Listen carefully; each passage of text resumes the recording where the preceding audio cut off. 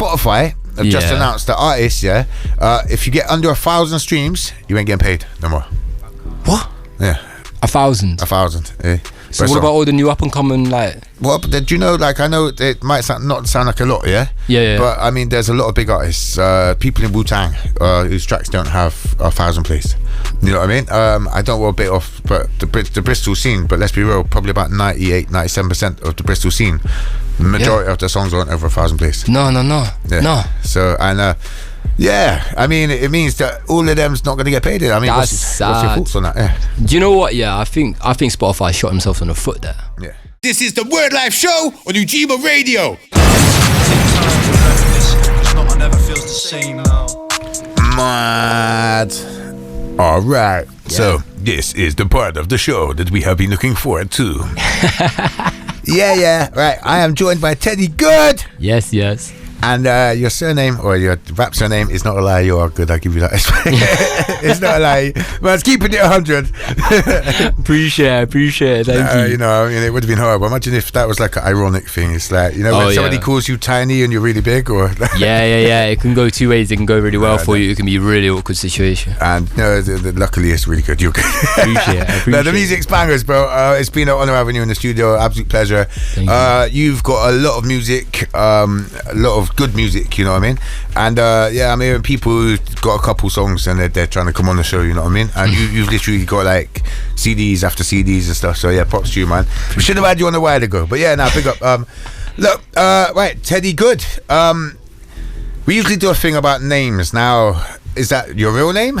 Nah, it's not at all. I don't want to bait you off too much. You'd have to tell me your real name, but is there anywhere it come from? Or? Teddy Good. So name used to be Black Gobi. That's what I used to produce under. I used to make like a lot of really weird, kind of like dark stuff. Yeah. And I wanted to make some stuff that was a little bit more energy, a little bit more good feels, you know what I mean? So I thought like, okay, what's the opposite of that? And I thought like, Teddy Good. It was off the back of that tune. What was that? Teddy Cool, that tune there. Yeah, but I always thought they were saying Teddy Good, you know what I mean? So I was like, and I realised they weren't saying that, and I was like, that's my name then. Bro, have you seen his dance moves in the video for that? Nah, bro. Not even. I'm begging you, watch Boney M, Daddy Be Cool, bro. Yeah, I swear he's done acid or stuff like that before. Like, I've never seen dance moves like it. I swear, if ever I'm down, I need to watch that video, bro. It's great, man.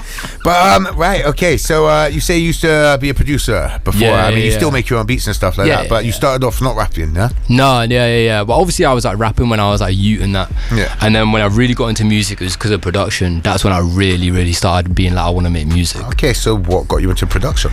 A whole heap of things. You know, I used to play guitar. I played like so many instruments back in school. This explains why he's so good. Yeah, man can play instruments. All right, I get it. Like, yeah, appreciate you. Good now, honestly, I was a producer and everything. I was like using all sorts of instruments when I was younger, and then I remember I just got to a point when I was like 16 and that, and I like lived like somewhere near the countryside, and all my mates were just going out, they was drinking, this, that, and the other. I got bored of it after a while, mate. Yeah. I remember one summer, it was like the summer of like 2017, 2018. I remember just being sat there and just cooking and just being like, this is what I want to do. Yeah. And like, I was the one thing that I did where I didn't need any other friends, I didn't need nothing around me. I could just do it, and I just felt so fulfilled by that. So that's when I knew what I wanted to do. Yeah, when you ain't got to rely on someone's an important thing. You know what I mean? Yeah, it was just love, like straight love. I didn't expect anything back from it. I was just making music, man. Yeah. And I think you made a good choice. Thank you. Very good choice. Now, appreciate it. I respect your opinion on music, so I wanted your opinion on something that's happened today in the news. Okay. I think this is massive, yeah. So usually I'd chat just about the artists and stuff, but this kind of affects everyone, yeah. Spotify have just announced the artists, if you get under 1,000 streams, you ain't getting paid no more. What? Yeah. So basically from 2024, basically they've said in order to pay people who to give them more than 0.003 pence per stream, what they're going to do is stop paying anyone who gets under 1,000 streams, and you don't get any money until you get over 1,000 streams. That's over 1,000? Yeah. 1,000? 1,000, yeah. So what about all the new up and coming, like? Well, do you know, like, I know it might not sound like a lot, yeah? Yeah. But I mean, there's a lot of big artists, people in Wu-Tang, whose tracks don't have 1,000 plays. You know what I mean? I don't want to bit off, but the Bristol scene, but let's be real, probably about 98-97% of the Bristol scene, the majority of the songs aren't over 1,000 plays. No. Yeah. No. So, and Yeah, I mean, it means that all of them's not going to get paid. I mean, what's your thoughts on that? Yeah. Do you know what? Yeah, I think Spotify shot themselves on the foot there. Yeah. Do you know what I mean? Everyone's going to start going back to SoundCloud and that. We're going to get the new wave back. People are going to start revolutionizing things. You can upload anything on SoundCloud. You don't need SoundCloud started monetizing as well, isn't it? Yeah, you can monetize in that. They got way better pay. You get paid way better from SoundCloud as well. Like, they pay you better for your streams. Yeah, but do you know why though? Why is that? Yeah, because they've got 0.04% of the listenership that they used to have before Spotify took over. Yeah, so you can imagine that Spotify's got. Look, I love how your jaw's just kind of going. Bro, you hit me with a lot. Do you need to get Medic to re-click your jaw back in? You're hitting me with a lot of facts right now, man. It's a lot of numbers flying around. So SoundCloud basically is like a derelict program now. People don't use it anymore. You know what I mean? Yeah. It used to be, so back in the Lil Pump days and stuff like that, and that, the Gucci Gang. Yeah. People was blowing up off of that stuff. You know what I mean? Different, gravy. Spotify, Apple Music, everything went into the streaming things, and everyone kind of dead it off, even uploading to SoundCloud. Wow. Yeah? And it's not even like 4%, it's 0.04% of the usership that used to have. Tidal actually has a bigger listenership than SoundCloud now.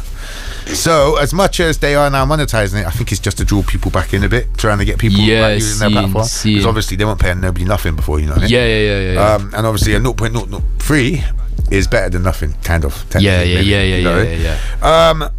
But what they've also announced is they're going to start finding people who they caught doing fake views. Yeah, streams. I think they got to do that, man, because I'm not gonna lie, there's this whole situation at the moment where you don't know who's getting plays from what, and people think they're all big because they've got like tens and thousands of streams, but then you check and it's in some country that like you've never heard of before. So and I agree with it, man. I feel like people should be penalized for doing that. Like, why, at the end of the day, why would you actually pay for streams? I don't get. That doesn't make any sense. What are you trying to prove? Like, what does that do for anybody? You know? I personally agree. You know, I think wholeheartedly not agree with fake streams. Agree with you. I don't, because I think the thing is, all right, you fool some promoters into booking you, but then they book you and nobody turns up because you've got no real fans. Exactly. Well, this is the thing as well. It's like people think they're big because of their streams, and there's so much focus put on streams or how many followers you have, and it's like, how many people do you actually know who are bumping your music in real life? How many people are actually going to turn up to your shows? Because at the end of the day, like, if I've got like 50 monthly listeners, but if people come into my shows, I don't care. 50 dedicated people that will come to your stuff. That if people are actually pulling up. But if I've got tens of thousands, like you see some artists who have got like 20, 30, 40, 50, hundreds of thousands of monthly listeners, then you go to a show and it's probably about 100 people in the crowd, and those 100 people in the crowd probably know, like, probably 80% of them probably know 2 or 3 songs. You know, so like, I don't know, I feel like there's a lot of pressure on artists at the moment. Like, this is the other side of the coin that I was going to say. I think, like, I don't really respect it, but I also understand so someone like Stormzy, I think there was that expose where he had something like 13,000 views before the song come out. And stuff like that. And you noticed there was like a chunk of 5,000 likes on a video that just went doof before the song come out. And things like that, where they got a bit eager on the timing, you know what I mean? Well, that's the thing, people have called it out, and I think it's become a bit like commonplace, where obviously big names are doing it as well, record labels are doing it as well, because I think even someone as big as Stormzy, who does get plays, it's a better headline for them to have, he's got 2 million on his first day than 60,000. You know what I mean? So it looks, and we've built up this fake like thing where everybody seems to be doing it, you know what I mean? So I'm almost in two minds. Like, obviously it mashes up your page, and all of your YouTube thinks or your Spotify thinks your fans are in India or something like that, you know what I mean? But if this is what the industries are doing, I guess people are trying to follow suit to what these artists are doing. So it's I think techie one. At the same time, I think it's worth bearing in mind, it's quite easy to get caught up in one of them things. Do you know what I mean? I remember when I first dropped my first song More Time, and I was networking the track. I think when I dropped More Time, that week, I think I sent, it was more than 1,000 emails. Like, I sent so many emails to get the song played. And what actually happened as a result of that is I ended up on some of these like bait playlists. So then some people were like coming at me like, you're on this playlist, and I actually was like, I don't know anything about these playlists. But then I had to like contact, and I've had to like do it with other tracks. Luckily this one, I could never track down what the playlists were, because this person would never tell me. But then like there's other things where like I've caught it early, and I've been like, this playlist is bait, and I've had to email playlist curators and be like, take me off your playlist. Because it's bait. So is that like manufacturing stream playlists? Well, I don't know. I actually don't know why. I don't know why because people own these bot playlists, and I don't know why they pick certain people to go on these playlists. Some people actually applied to go on these playlists. I hadn't. Okay. But the fact that I was on there was weird to me because. Do you think they do that for keywords because it attracts other people that might listen to your music? Well, this is the thing. I think when you have certain taglines in your music and stuff, like for example, like I champion, like obviously I'm not from here, but like I champion Bristol because I really rate the scene here in Bristol. Like I really, really rate it, and people know that about me. So I think people loop me into things and trying to capture like a Bristol audience or something. I think like to everyone else, I mean, you'd be from Bristol. Like, you're a Bristol musician. I think people associate it with, even if originally or not. You know what I mean? So I think, but yeah, I think tags and stuff like that online. They look for keywords, as you say, sort of things. You know what I mean? So it could be that, but right. Anyway, I've just noticed time is drifting away. So I wanted to touch on all that, you know what I mean? But I didn't want to go too much into it and take away from your interview. But you've baffed me, bro. You've baffed me. Honestly, that's mad. Wicked. That's wild, man. Right. So music that you've got out at the moment, because we're gonna go into some commercial breaks in a second, okay?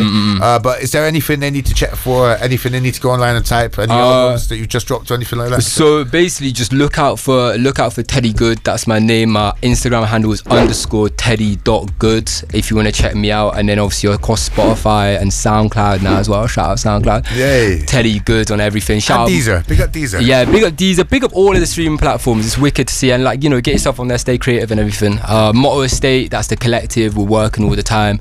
And shout out to like everybody in the Bristol scene. Shout out Man. Shout out of course, well, not in the Bristol scene, but Stay Ugly, Sat Charlie, all of that, man. Like and big up as well 3395 as well. Keep them alive. That's a wicked little venue as well, man. We got to keep that one alive. Big up Krazy and Craig and all the people down there and stuff, innit? Yeah, big family vibes right there. So it's looking pretty as well in there. It's beautiful. I was down there for Kings Makita's thing on Saturday briefly. It was looking real nice in there.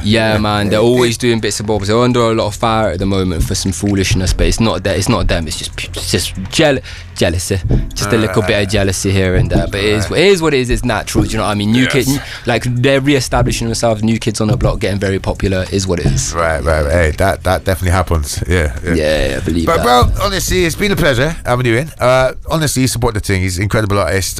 You're gonna hear that from the live performance part. We're gonna go into some commercial breaks, so stick around on the other side. We'll be back after that. And make sure if you're watching this online on the YouTube channel, press that subscribe button. But that's it, bro. Love for coming through. Looking forward to the next part. All right. Appreciate you, Krazy. Thank you. Go.